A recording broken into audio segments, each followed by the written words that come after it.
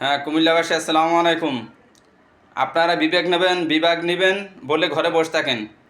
আর নোয়াখালী তারা বিভাগের জন্য রাস্তাঘাটে, আদালতে, মন্ত্রণালয় সব জায়গায় তারা ছোটাছুটি করতেছে বিভাগ নেওয়ার জন্য। আর আপনারা ঘরে বসে থাকেন, এমনি আপনাদের বিভাগ চলে আসবে। ফেসবুকে সবাই বলতেছে হয়ে গেছে, পেয়ে গেছি, এখনও ভাই দেরি আছে। যতক্ষণ মন্ত্রণালয় থেকে বিজ্ঞাপন জারি না করবে, হ্যাঁ, সরাসরি লাইভে বা সরাসরি সংবাদ সম্মেলন করে প্রকাশ না করবে, ততক্ষণ বিভাগ আসা নাই। দেখা যায় কচ্ছপ আর খরগোশের কাহিনী শুনেছেন।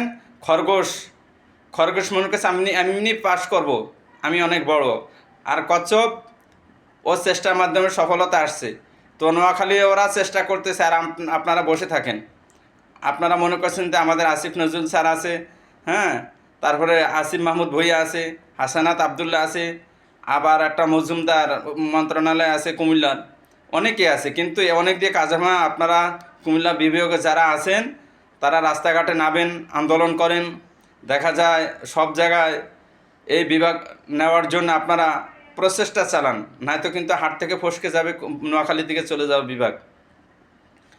আর বিভাগ নেওয়ার জন্য কোনো বিভাগীয় মানুষ, কোনো নোয়াখালী বা কুমিল্লা মানুষ কাউকে কেউ গালাগালি করবেন না। সবারই বাপমা আছে, সবাই মুসলমান, সব জায়গায় আলেম ওলামা আছে, আল্লাহওয়ালা আছে।